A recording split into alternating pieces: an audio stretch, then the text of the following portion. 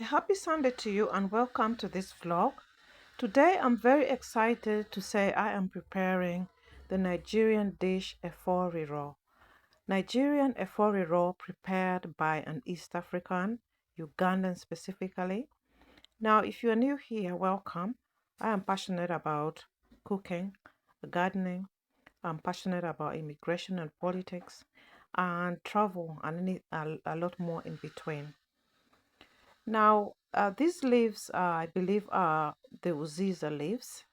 If I'm not mistaken, somebody may be able to correct me, although I haven't been able to show you the whole vegetable before I actually um, cut the leaves off, remove the leaves.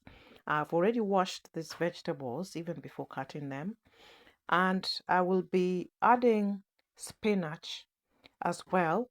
This is where I think the twist comes in, the East African twist, as well as using my organic tomatoes, which is typically fresh tomatoes are used for this dish. I have cooked this dish in the past before and I've used palm oil in the past before. However, today I do not have palm oil in the house and I will be using vegetable oil, which again, if anybody from East Africa wants to prepare this dish, vegetable oil is a bit more widely available, sunflower oil and so forth. Um, Peanut butter, or rather peanut oil, I don't know if it would suit this dish. So I'm speaking to East Africans as well that would like to try this dish, whether you're in East Africa or even in the UK for that matter. But palm oil is available widely anyway. Now, this is one of my favorite dishes, or favorite soups, should I say, as they would call it in the West Africa or Nigeria.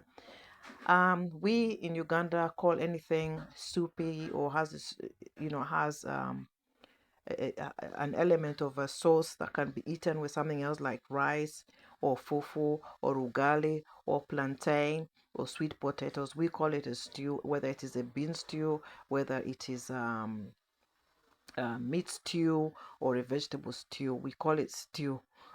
So if I make that if I use that word, that is where it's coming from, just to avoid any confusion. So so with this dish, as I said earlier, I've got the two vegetables. I've also got bell pepper, the red bell pepper. Again, I believe it is possible to use even orange bell pepper or green pepper, but I believe the sweeter part of this dish, if you want the sweeter part of it, I think also using the longer type of pepper, the red one, would probably add a sweeter element to it. This is what I have today, and I don't think canned tomatoes would suit this dish very well. You can use it, I believe. Correct me if I'm wrong, Nigerians. And I think the best outcome for this dish is everything to be as fresh as possible. Now I've also got some garlic. um I think ginger may be another uh you know um you know thing to use, another vegetable root to use for this, or spice. Not necessarily the actual spice, but actually the ginger root itself. Now if I were using the ginger, I would crush it. That's what I would do with it. So here I've got my onion, which you didn't see me peel. I've got onions in that blend. I've got my pepper. That is the original Ugandan pepper, the pepper that you use for this dish. It's that specific one is from Uganda. I bought it from the African shop. I also put garlic in there, of course, my fresh tomatoes, and blended everything as you saw earlier.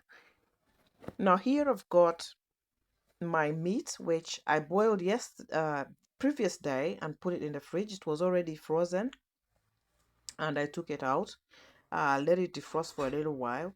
Now in this specific meat, there was quite a little bit of stew. There was, it wasn't dry completely.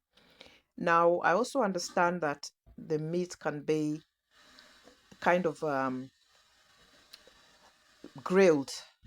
Today I'm not grilling the meat, but what I'm going to do here is I want to allow the water to drain off the meat a bit, melt off, and then I'll pour some of it out.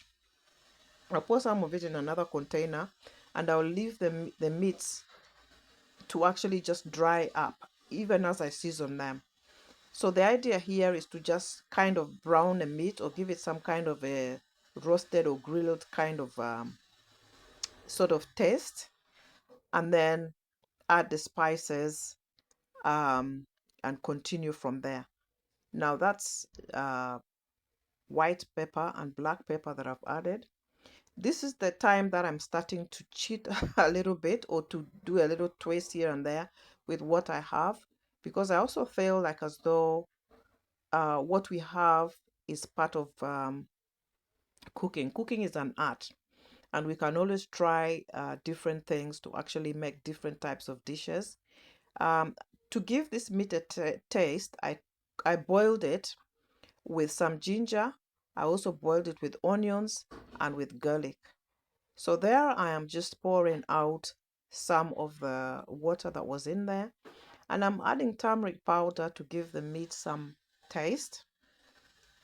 I also previously boiled it with salt, so there was no need for me to add any extra salt at this point, unless I decide later on along the way that the salt would also be necessary. There I'm adding some mixed herbs. Again, I understand that this may not be the spices for this dish, Eforiro, and I'm trying to make do with what I actually have at this point. And if I had the exact spices, I would definitely use them or omit them, omit what is not, generally used. I am just trying to give you a version of this dish using the ingredients that are at hand to me. And the other idea of draining out the water is because the blend that I already have, the tomato blend, the onion and tomato blend, and so forth. Now I will continue to mix this and just stir it and try to dry fry it until it eventually loses a lot more water and becomes drier and the spices are coated onto the meat. I don't know if you can say the fluid left. There was quite a lot of fluid in there, and so I kept going until this was dried up a lot more.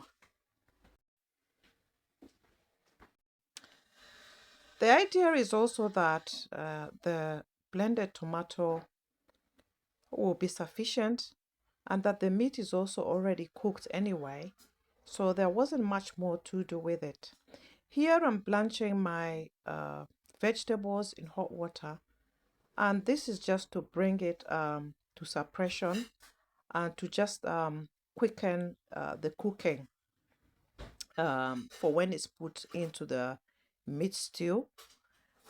I'm not going to do this process for my spinach. My spinach is frozen. This particular vegetable, of course, was not frozen as you saw, but for my spinach, it cooks very quickly, so there would be no need for me to do this. And I left this in water for approximately, I believe, up to 6 minutes before I then go on to actually drain it. Here I'm using the Millet to drain my um, vegetables, and then just completely try to get it cools down slightly. And here I am, the meat at this point was dried up, and I just poured in the mixture, the tomato stew mixture. At this point my pan was getting a bit filled up, and I was contemplating to actually just change the whole thing into another pan, which I do later on. What I've added there is actually next was crayfish. Now that crayfish is not blended, and generally speaking, I know that crayfish can be both blended as well as not totally blended. This was coarse, and I believe that in future, if I had the option, I would just blend it completely off. there's my spinach going in, and at this point, all I'm doing is to just completely mix it all up and get it cooked in. Now, not long after this, I did um, actually change the whole thing because it was just too full for this specific pan that I have here. And there I am. I added the Nigerian vegetable. I believe this is doziza. And here we are. By now, I had changed everything into a bigger pan, making it easier for me to actually handle and to actually cook. Adding some salt and just mixing it up. It looks like a lot of salt, but I promise you this was not a lot of salt. It was just enough.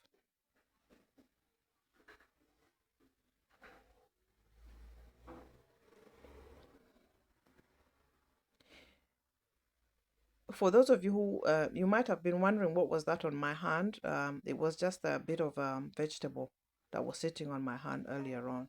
So please do not be too alarmed. There I had just added tomato puree and just mixing it all up. The idea of this dish also is to reduce, to not add water. Of course, definitely now I wouldn't add water at all. That tomato mixture was plenty on its own. And by now it had cooked for approximately, I think, 10 minutes. Because everything else was already ready, there was no further need for me to add much more. I didn't even add any more spices in this dish. Here we are cooking our East African ugali. Now ugali is made of maize, and it's called maize meal in its powder texture, a bit like fufu, a bit like which we have, I believe it's called, fufu, I believe is cassava. We have cassava flour too. We also in East Africa cook millet flour to go with these sorts of dishes. Millet flour, which is sometimes we mix millet flour with cassava, the two flours, especially where I'm coming from, those can be mixed together in some kind of a ratio, and it can actually be made in this form also to eat with different types of stews. So here we are, and the ugali is eaten with a wide range of stews. It can be eaten in Kenya. They eat ugali dried in its total dry state with meat, with sort of fried meat, or just dry meat, just and they eat it like that. And that's something that's not so common in Uganda, but it is also a very interesting way of eating ugali. Now ugali is very versatile and it's very common in the entire East African region. This is what one would do with the ugali in order to actually present it well. If ugali is being presented just like fufu is being presented, for instance, this is how it would actually be done. Um, I just added a bit of hot water on that wooden spoon just to give to smoothen out the ugali a little bit. And some people do it and make it so smooth that it just looks so special. So this is it. I hope you've enjoyed up to now this video of Eforiro, Nigerian Eforiro with a twist of East African, which is the ugali, the spinach, and we have here cow's foot, of course, I had there. I also had, there's a meat that I've forgotten its name. This is the cow skin. I've forgotten its name, but that was in there as well. And then I also had beef in this Eforiro stew. I have to say, it tasted quite nice. I wish you guys would taste this and give me your rating. Tell me what your thoughts are. How did I do? How did I do in the Eforiro with ugali? Thank you so much for watching. If you're here for the first time,